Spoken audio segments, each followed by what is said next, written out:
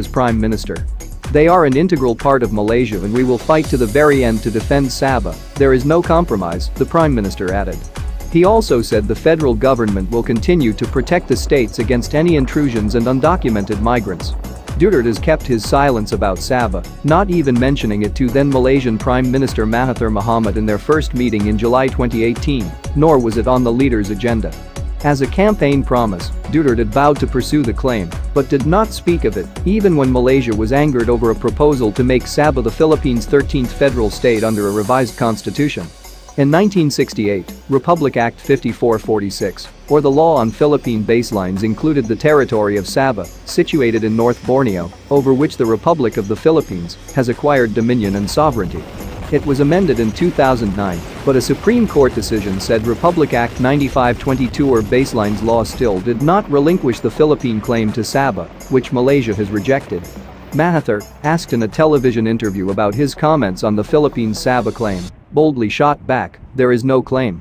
Duterte's former spokesperson, Salvador Panelo, countered it has been the bone of contention ever since.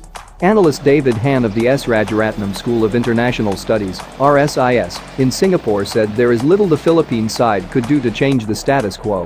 In an RSIS commentary in 2016, Han said Malaysia would strongly safeguard its claims as the area has rich maritime oil reserves and was a factor in electoral success. Sabah's entry into Malaysia in 1963 was also legally recognized by the United Nations. Beyond the Sabah claim, the Philippines and Malaysia have worked together to prevent the spread of terrorism in the region. Malaysia also played a crucial role in mediating peace talks between the Philippine government and former Muslim rebels in Mindanao. On Friday, Malaysia submitted a note verbale to the United Nations nixing the Philippine claim to Sabah and dismissed Manila's excessive maritime claims in the disputed Calayan Island group in the South China Sea. It was in response to a note verbale the Philippines sent to the UN on March 6, which asserted the country's sovereignty over the Calayan Island group. The Manila document was an answer to a December 2019 Malaysian submission on the outer limits of the continental shelf beyond 200 nautical miles in the disputed South China Sea. All this appeared as an escalation of a debate fueled by an exchange of tweets between foreign ministers of Manila and Kuala Lumpur, co-members in the largely economic group Association of Southeast Asian Nations.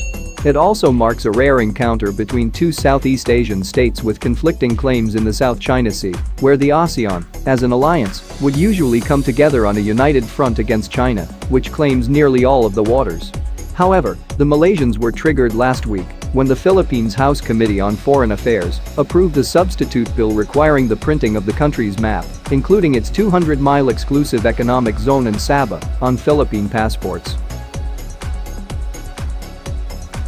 Cagayan de Oro Representative Rufus B. Rodriguez said the move was aimed at emphasizing the Philippines' victory in the West Philippine Sea issue over China in the International Arbitral Tribunal in The Hague, Netherlands, and its legal and historical rights over Sabah. Competing claims between the Philippines and Malaysia over Sabah entered the spotlight in July after Foreign Affairs Secretary Teodoro Locsin tweeted Sabah is not in Malaysia, prompting a retort from Malaysian Foreign Affairs Minister Hishamuddin Hussein, who called this an irresponsible statement. Both sides then summoned each other's envoys.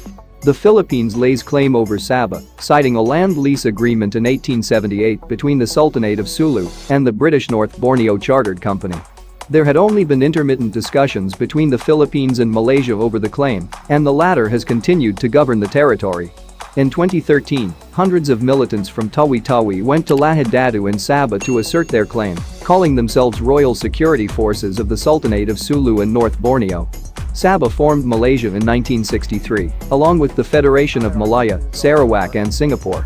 Singapore was expelled in 1965, but the others have continued on in the federation.